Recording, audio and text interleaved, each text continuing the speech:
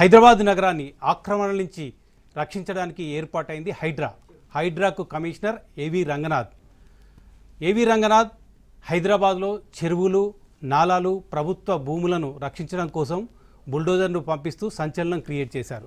ఒకవైపు ప్రశంసలు, మరొక వైపు విమర్శలు, ఆరోపణల నేపథ్యంలో 2 ఏళ్లు పూర్తి చేసుకుంది హైడ్రా. ఈ 2 ఏళ్లలో హైడ్రా సాధించిన విజయాలేంటి, వివాదాలేంటి, తీసుకొచ్చుకున్న కోర్టు ధిక్కరణలేంటి, ఇవన్నీ మాట్లాడడానికి ఏవి రంగనాథ్ గారు మనతో ఉన్నారు. ఆయనతో మాట్లాడదాం. Good evening sir. Good evening Ramesh. 2 ఏళ్ల కాలం అయింది హైడ్రా ఏర్పాటు చేసి. హైడ్రాలో ఏర్పాటులో వివాదాలు, ప్రశంసలు ఇవన్నీ మిళితమైనాయి.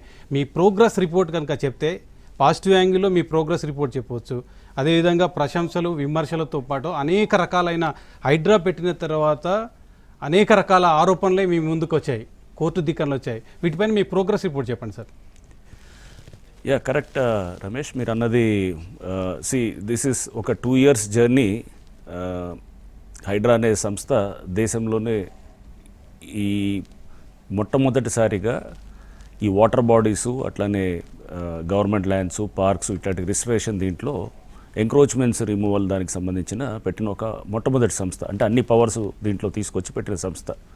సో దేశంలో ఇంతవరకు ఈ ప్రయోగం ఎక్కడ జరగలేదు. సో మొదటిసారిగా ఈ ప్రయోగం జరుగుతుంది. అండ్ ఈ ప్రయోగంలో అదృష్టవశాత్తు ఫార్చునేట్లీ నేను మొదటి కమిషనర్గా ఉండటము, దీన్ని అంటే మేము ఈ 2 ఏళ్లలో చూస్తే కనుక అఫ్కోర్స్ చాలా ఒక కొత్త జర్నీ. ఈ జర్నీలో చాలా అంటే మేము చాలా లెర్నింగ్ లెసన్స్ ఉన్నాయి, ఎత్తుపల్లాలు ఉన్నాయి, అండ్ చాలా సక్సెస్ ఉన్నాయి. డెఫినెట్గా కొన్ని లెర్నింగ్ పాయింట్స్ ఉన్నాయి, ఫెయిలియర్స్ నుంచి వచ్చిన లెర్నింగ్ పాయింట్స్ అన్నీ కలిసి ఒక అంటే దీంతో వెళ్తున్న దీంట్లో డెఫినెట్గా సక్సెస్ పరంగా చూస్తే కనుక మీరు ఇప్పుడు మేము చూసినటువంటి దీంట్లో అంటే ఆస్తుల సంరక్షణ, చెరువుల సంరక్షణ దీంట్లో చూస్తే కనుక దాదాపు 3,300 ఎకరాలు పైన ప్రభుత్వ ఆస్తులు కానివ్వండి, చెరువులు కానివ్వండి, నాలాలు, పార్కులు ఇట్లాంటిది దాదాపు 1,50,000 కోట్ల దాకా ప్రభుత్వ ఆస్తుల్ని 2 ఏళ్లలో సాధించడం అనేది జరిగిందనమాట. సో ఇది మనం చూస్తే మొదటి సంవత్సరం ఒక 30,000 కోట్లకు సంబంధించిన ఆస్తులు మేము పరిరక్షించగలిగాము. సెకండ్ ఇయర్లో దాదాపు 1,20,000 కోట్ల ఆస్తులు మేము కాపాడగలిగాం అనమాట. సో బహుశా ఇదే అంటే దీంతో మనం చూస్తే కనుక ఇయర్ ఆల్మోస్ట్ మోర్ దెన్ ఇంకా 1,00,000 కోట్ల పైన ఆస్తులు తప్పకుండా కాపాడటానికి హైడ్రా ఒక ప్రణాళికాబద్ధంగా మేము ప్లాన్ చేసుకుంటూ వెళ్తున్నాము. So this is on the అంటే ఆస్తుల పరిరక్షణ గణాంకాల గురించి చెప్తుంది. ఇంకోటి ముఖ్యమైనది ఏంటంటే పబ్లిక్లో మేము చాలా అవేర్నెస్ క్రియేట్ చేయడం కూడా జరిగింది అన్నట్టు. సో అంటే ఎఫ్టీఎల్ బఫర్ అంటే ఏంటి, అసలు లేఅవుట్లో పార్కులు లేకపోతే ఓపెన్ స్పేసెస్ దాన్ని ప్రొటెక్ట్ చేయడం దాని గురించి ఏంటి, ఈ గవర్నమెంట్ ల్యాండ్స్లో కానీ లేకపోతే ఇతర ల్యాండ్స్లో కూడా ఒక సర్వే నెంబర్ చూపించి పర్మిషన్ ఒక దగ్గర తీసుకొచ్చి ఇంకో దగ్గర కట్టడం, ఇవన్నీ కూడా ప్రజలందరికీ కూడా చాలా క్లియర్గా అర్థమయ్యేటట్టు జరిగిందన్నట్టు. ఎస్, తప్పకుండా దీంట్లో లెర్నింగ్ పాయింట్స్ కొన్ని మేము నేర్చుకున్న అంశాలు, కొన్ని ఎక్కడైతే మేము ఇబ్బందులు పడ్డటువంటి అంశాలు ఉన్నాయో అవి కూడా ఉన్నాయి. ఎస్ రంగనాథ్ గారు, చరిత్ర ఎప్పుడు అభివృద్ధిని మర్చిపోతుంది కొంతకాలం అయిన తర్వాత, కానీ విధ్వంసాన్ని మర్చిపోదు, కన్నీళ్ళని మర్చిపోదు. మీరు హైడ్రా ఏ ఆక్రమణల కోసం అయితే ప్రయోగించారో, ఏ బుల్డోజర్ని అయితే ప్రయోగించారో వాటన్నిటికీ కొన్ని కన్నీళ్ళు కూడా చేరువయ్యాయి. చాలామంది మీ మీద శాపనార్థాలు పెట్టారు, చాలామంది పేదల ఇల్లు కూల్చివేస్తున్నారు. హైడ్రా అంటే హైడ్రాతో పాటు రంగనాథ్ వస్తుందంటేనే డర్ అనే పరిస్థితికి హైదరాబాదులో వచ్చింది.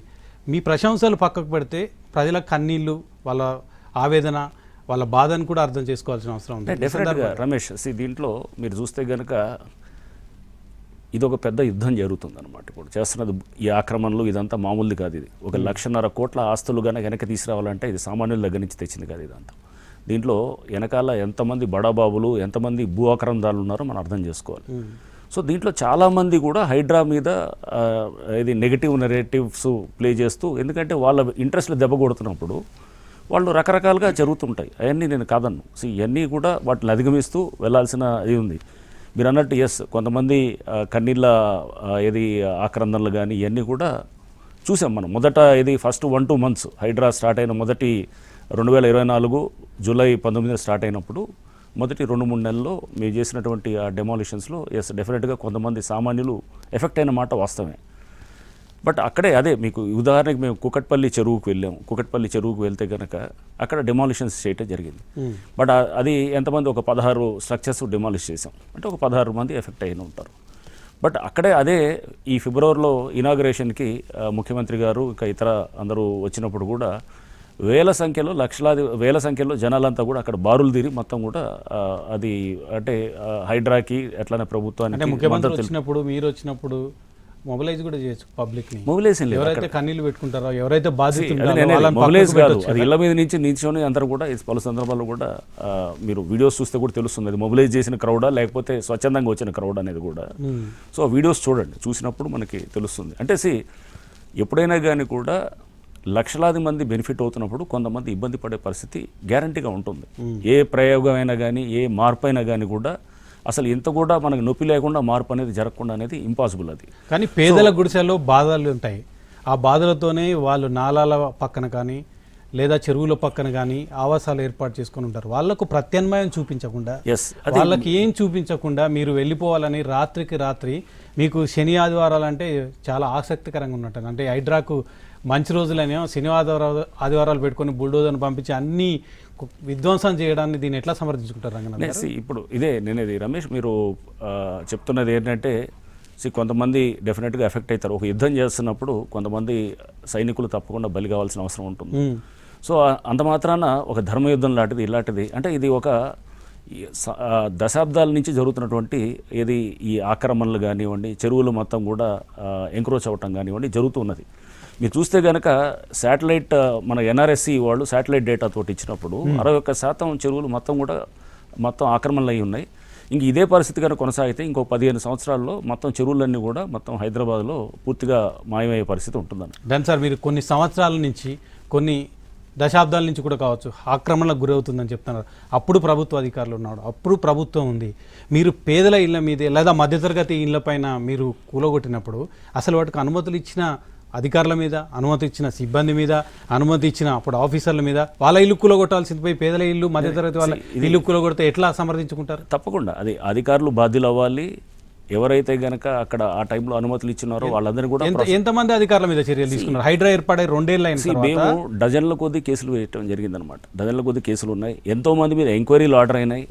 ఎంక్వైరీ ఆర్డర్ అయ్యి వాళ్ళ మీద ఛార్జెస్ ఫ్రేమ్ అయినాయి ఉన్నాయి. సో ఇది ఎన్నో రిపోర్ట్స్ గవర్నమెంట్కి పోవటం జరిగింది. వాళ్ళందరూ కూడా యాక్షన్లు ఛార్జెస్ ఫ్రేమ్ చేయటము, వాళ్ళ మీద డిసిప్లినరీ యాక్షన్స్ జరిగినవి కూడా ఉన్నాయి. సో ఇది ఒక ఆస్పెక్ట్. అంటే నేనేది ఇప్పుడు దీన్ని మీరు అన్నట్టు పేదల ఇల్లు ఎఫెక్ట్ కాకూడదని ఇప్పుడు కొంతమంది అంటే హార్డ్లీ ఒక 300 స్ట్రక్చర్స్ పేదల ఇల్లులు డిస్టర్బ్ అయినటువంటిది ఉన్నదన్నమాట. ఇది ఇన్ని లక్షల కోట్ల మేము దీన్ని కాపాడుతున్న క్రమంలో వాళ్ళలో కూడా పేదలు ఎవరైతే ఉన్నారో వాళ్ళందరికీ కూడా 2 బెడ్రూమ్ హౌసెస్ కూడా ప్రభుత్వం ఇప్పుడు ఎఫెక్ట్ అయిన వాళ్ళందరికీ కూడా డబుల్ బెడ్రూమ్ హౌసెస్ లైక్ ఉదాహరణకు సున్నం చెరువు ఉంది.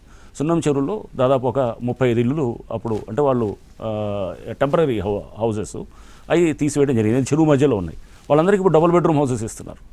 సో అట్లానే రామాంతపూర్ చెరువు ఉంది. రామాంతపూర్ పెద్ద చెరువులో కూడా అక్కడ కూడా దాదాపు ఒక 40 దాకా ఇల్లులు ఉన్నాయి. వాళ్ళందరూ కూడా డబుల్ బెడ్రూమ్ హౌసెస్. అంటే ఎఫెక్ట్ అయిన వాళ్ళందరినీ కూడా ఇప్పుడు వాళ్ళందరికీ కూడా పిలిచి హైడ్రా ఆఫీస్ పిలిచి వాళ్ళందరితో కూడా మాట్లాడడం జరిగింది.